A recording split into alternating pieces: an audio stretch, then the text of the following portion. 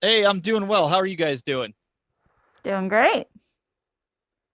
Awesome. Now, I got to tell you guys, you might want to put a warning up. Tess, you might want to tell your husband if he's tuned in to not watch this because this could get ugly. I'm just saying, I'm throwing that out there as a warning. You've been warned. Uh-oh. All It's right. it's true. So, Everyone's gonna want to buy more video games than they can afford. Steven's got a video game cave over here that we're about to dive into.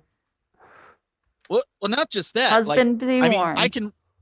I can reach down here and just like pull up cameras and gear just right down here. So, let's put it this way. I need to put a door on there because if my wife comes down here, we're in big trouble. Yeah, look at the lights and everything. I'm assuming that's not a green screen. No, it's not.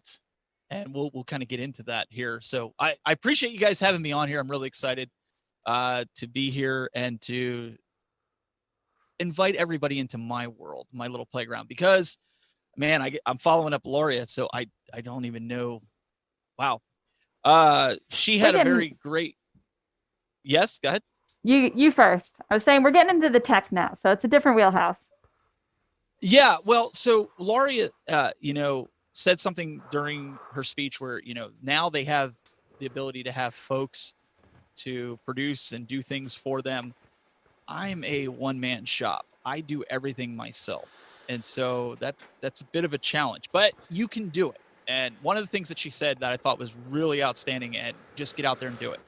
I faced a lot of challenges in my broadcasting career, as Paul alluded to, over the last almost 15 years. It's been a long time they've been doing this. That I've overcome, and there's a story behind that. You can find out some of that stuff on my YouTube channel.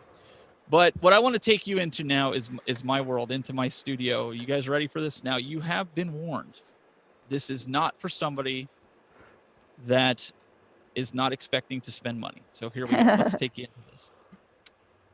So coming into my studio here, you're going to see a workstation that I do most of my day job on. I have a Mac Mini here that you can see in the corner, along with my PreSonus 16 4.2 AI mixer, along with a MacBook Pro that I use for Zoom calls like we're in right now. I have a PC and a Mac Pro connected to this, and this slot just for me to be able to do some troubleshooting and bring in different video encodings and to be able to mass produce video. The PC here is on the other side, right next to my arcade cabinet, but we'll get to that in a little while here. And here you'll see my main cameras.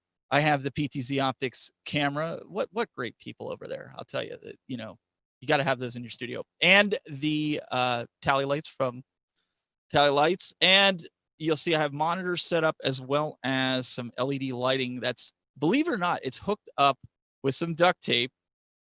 Running on a truss. That's not the only thing that's holding it up, but they are PVC trusses that I have it here with the drop ceiling. So I had a very unique way of mounting that, but the duct tape helps keep everything on the secure side with that. I have a preview monitor with a audio interface above to let me know if the audio is on. And there's another monitor right above the other camera, which shows preview program. And we'll get to that stuff in a little bit. I also have an area here where I have my arcade kind of behind me when I do the live streaming with the scissor arm mic with a Heil PR40 for my game streams. And here, if somebody was down in my studio, they could watch the live output of my shows right on the front of the bar. When we bought this house, this bar was like ideal for a broadcast area. So let's take a walk back here. You guys, everybody wants to see networking. I'm very clean with my wire. So there's my router and my modem. Everybody should have one of these in your studio. If you don't, you need to get one, a battery backup. And Tess alluded to this earlier. I am not using a green screen. I have a TV set up. It's a 57-inch 4K TV. And then I have a PTZ camera right behind me for some other views as well as my gaming. But here is the brain of it all. I have a Wirecast Gear 420 unit that does all my encoding, as well as different switching aspects. I have a Kumo control panel that allows me to switch my SDI inputs, as well as the neural net for my guests. And I also have a Tricaster 460 in there. A lot of my job, I have to work with a lot of different gear. So It's great to have access. And here is my studio, if you will, for the neural net. And there's the Wirecast output, which also is producing the video behind me. It's a looping video for the TV. Here is a guest station. Like when my son does the show with me for our video game show, he'll sit there and he can look at comments with the PC that's run under there. Listen, there's a lot of wires under there, guys. This is probably the messiest part of the studio, but nobody sees it. But I know what's under there and it works. So I have a lot of stuff that I can just easily grab for access to anything. But here's the Tricaster Ui. It's kind of off camera, but it's enough to where I can access it really quickly. I have a Ptz controller that's right in front of me that I can man all the Ptz cameras, as well as a Stream Deck that I have custom macros for the Tricaster that I can pull up ultimate anything cameras. And I also have it duplicated there on a macro controller. This is my call screener to be able to bring in guests through the neural net system, which is kind of like Skype TX if you're familiar with that. And then my Tricaster 460 controller and my Heil PR40 microphone. And this is how I control the inputs on my SDI router right from a MacBook Air in front of me.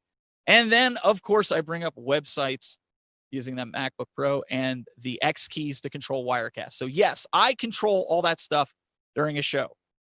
There's the backdrop that I use for my son. It's kind of like a comic book. And I just, believe it or not, I have that set up with a shower curtain rod that you can, it's spring loaded.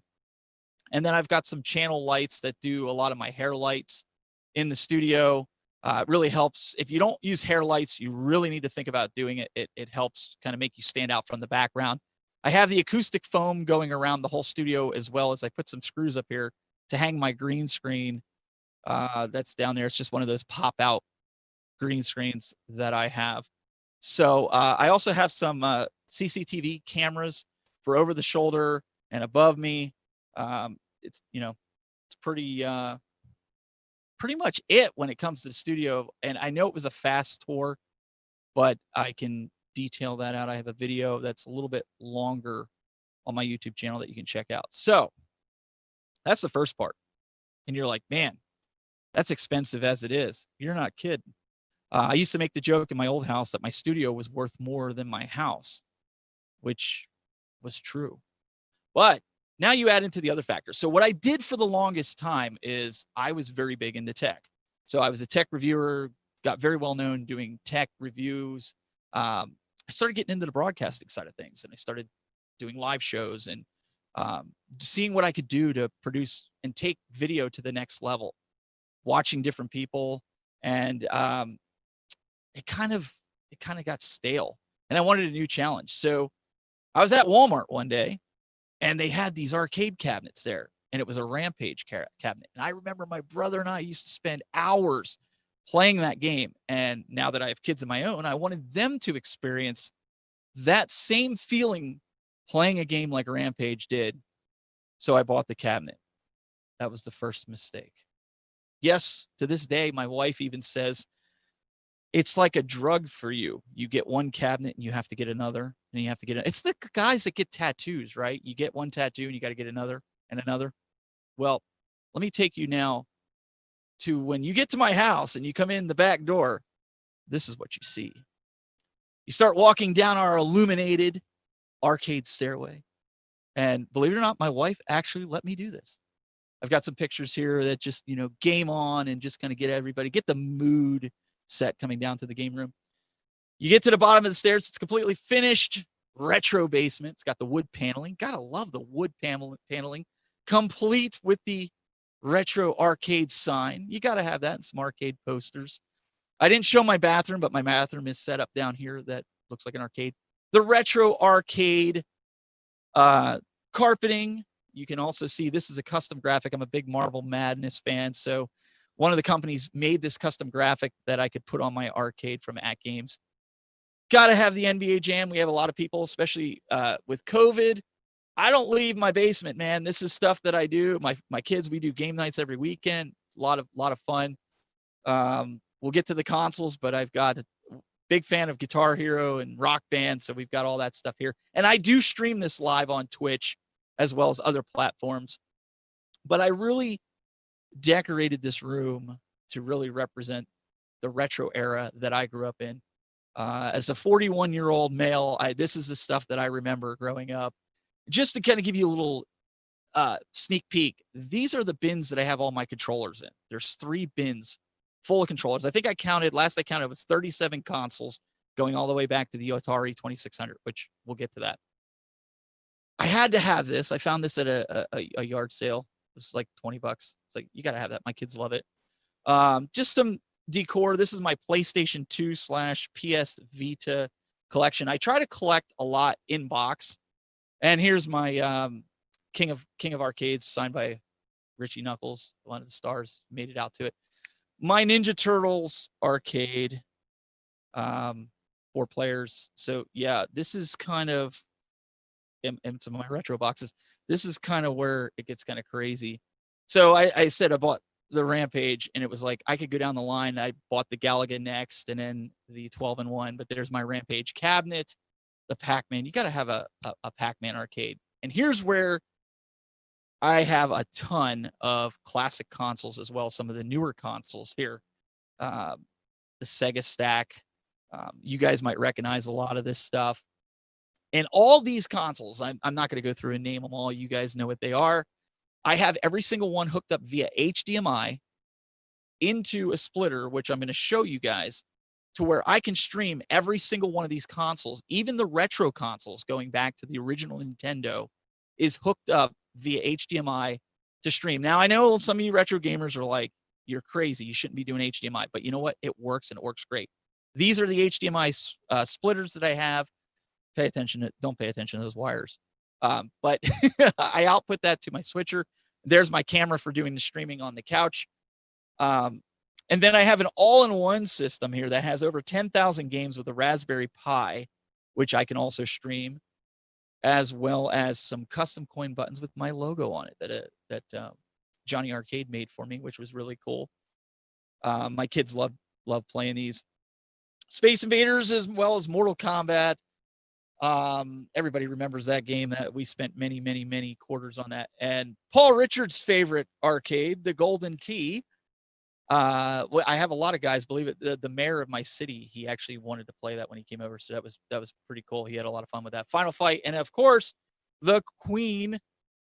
You got to have Miss Pac-Man if you're going to have an arcade. So I have Miss Pac-Man down here in the arcade, as well as one of my personal favorites. This is probably my favorite cabinet, and that is the Star Wars sit-down cabinet that I have inside of here. And then I just started getting into the virtual pinball, the V-Pin as they call it, competing and doing all kinds of cool stuff with that. So this is one of the first V-Pins that hit the market from the company Toy Shock. $400, and you have your own virtual pinball on a 24-inch screen. I have another one coming, and you can see it even has, the tactile plunger, so you get the real feel of pinball with this. And here you can see I'm also a collector of some retro toys that I keep in a box. My son gets the ones that he gets to open, but it's just nostalgia for me. And that's the pinball table that's coming. It's almost a full-size pinball table. I do some reviews and stuff for the company. There you can see my handhelds. I'm more into collecting this stuff. My son gets more of a kick out of playing this stuff. I just sometimes don't have time, but we do try to make time on weekends to play it. But I have a vast collection, and on my YouTube channel, I actually walk you through pickups and where you can find some of these great retro games without spending a fortune. There's websites out there that actually tell you the value of these. And so a lot of times with my content, live streaming, game show, if you want, I talk about things like this and how you can become a collector on a budget without, breaking the bank. And believe it or not, you see a lot of this stuff. This is all bought and paid for. It wasn't stuff I put on credit cards. This is all bought and paid for. So here you have a boxes. I collect all the boxes from the original consoles. It gives it more value. And we talk about that on videos that I do. And this is my prized possession. These are the retro of retro games. So a lot of you guys might remember the Super Nintendo N64. I play a lot of this with emulation on the original consoles, but I keep the games as pristine as I can, says Yoda. And I try to do that And there's a few other consoles. I've got the Japanese version of the Nintendo 64 Super Famicom. And this is also cool. This is like a fight stick that you can hook up via Bluetooth to your TV and play games. We try to do that here on the end of the bar, which then gets hooked up to the TV. But this is what you don't see with me sitting in front of the camera. This is all my spread, the Atari 2600, the Intellivision. Some of you guys might be old enough to remember that. I'm dating myself. But it's a lot of fun. And the brand new PS5, I play that in 4K right there. But I also stream that out to the web. And especially with a lot of the new games, it's great to have feedback, directional feedback from people on the games and how to get through. And there's Mr. Steve Jobs. And a few more boxes. I just decorate the background. And so if you didn't know by now, by looking around, I'm a big Star Wars fan. So this is my prized Star Wars inbox collection. I keep it down here away from nieces and nephews when they come over. And yeah, I mean, that's pretty much my game room. But the big takeaway from all this is having this game room. I have things set up like that big arcade that I showed with the Marble Madness. I have that set up with a NewTek NDI Spark inside. I split the HDMI signal, and I can actually have my son playing that arcade and stream it out just like we're doing right now. So there's a lot of opportunities if you are looking for ways, if you're into retro games or if you're into games at all, to stream this stuff out. And that was one of the big challenges I had, because if you remember, back in the day, we only had composite and component. We didn't really have HDMI for those classic consoles. So one of the things that I did is I went through the different consoles, looked at different wires that were out there to be able to convert everything to HDMI so you could transition that into a live stream to be able to do it when you're in the gaming space. So because of all this, it's opened a lot of doors with different gaming companies to be able to test products and work with some of their arcade games and be able to give them feedback on how the games play, how the consoles play. And it just became like a labor of love. So I run a show that I do with two other gentlemen, and we talk about this. We work with the companies, we talk with the audience, we help educate the audience on it. And it's something that I can do that's family friendly, that has just blossomed and blew up. And it's a lot of fun. So I encourage you guys, if you out there have a passion, a hobby, a labor of love, if you will, don't be afraid to take that and turn it into a live stream, because you just saw the fruits of my labor, if you will. And I've only been seriously collecting the arcades and the console games over the last 2 years. Like most of you, I sold a lot of my stuff when I went to college because I needed the money to buy books and things like that. So for me, buying all this stuff is like reliving a childhood, and be able to stream it, to educate people on this, to be able to help people take their passion to the next level on Twitch and some of the other platforms like YouTube has been phenomenal. It's been something that I've been able to share with my kids and even get them involved live streaming, and just whenever everybody comes in here, we have a great time, especially the time of the world is in right now. It's great to have this as an escape, to come down here and be able to produce live content with video games. And I know video game streaming is not anything new, but being able to take stuff that was not meant to be streamed and do it is a whole new challenge for me, and I truly enjoy it. So I really appreciate it. I know if you guys have any questions in the comments, if I don't get to them right now, I'll definitely check them out. But you can head over to my website, thetechbuzz.net, or youtube.com/thetechbuzz, and check it out. And I don't know if Paul and Tess are around, but I tried to warn them. I know, Paul, you've got yourself a collection of the arcades as well. So it's it's one of those things where it gets addicting. You get going with we this can stuff. see that. So Tess, are you scared yet? I'm a little worried for your wife. That's all I have to say. The poor thing. She enjoys it though. Yeah. So my what wife is enjoys it too. It's not what so is her bad. extra funds that she gets to spend? What does she spend that on? She does this stuff with these gel nails. I don't even know what it's called, but it's a color street. Does that sound right? I don't know. Sure. I don't know the name of it, but I'll tell you what, I would certainly have, my room full of shoes and every single makeup item. She has a craft room. She has a craft room upstairs, and she has Okay, a music fair room enough. down here.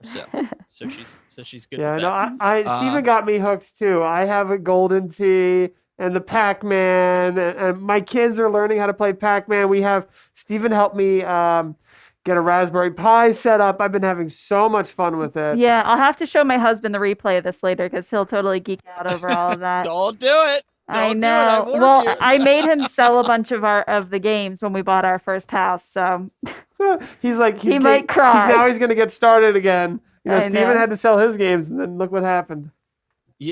My wife said to me after I started getting in, she's like, "You're going to get another table." Like I mentioned about that pinball table. She's like, "You're going to get another. Where are you going to put this?" I'm like, "Oh, I will find a place." And she's like, "Maybe you should think about building another building outside." I said, "Are you trying to? Do you want me outside the house? Is that what you're trying to?" That's funny. But no, this is great. And it's a great way, as Paul said, to get your kids involved in it. Back when in my opinion, I mean, the games today are good, but back when they were really good, it's like seeing my kids play it is like reliving my childhood. So it's really awesome, and to be able to stream it, right? That's even the cooler part. So At least your kids are nice and occupied during quarantine. yes, and that's where a lot of this grew, because what are you going to do, right? And so Yeah, my wife starts absolutely. going, "You bought another one?" Like, yep. Well, it was such a no-brainer to have you on, Steven. We got the tech, we got the broadcast stuff, we got the cool games. So what we're going to do next, and you're actually part of some of these questions that we're doing, is we are going to do live trivia. So stick around, Steven, if you have time, but we are going to invite all of you guys to join us for live trivia. And I'm so excited because this is going to be fun. This is going to be Do you want to do fun. a quick little live demo or something to show? Just go to the website. Wait, hold on a second, everybody. Hold on a sec. I think I'm getting a phone call right now. I gotta take this.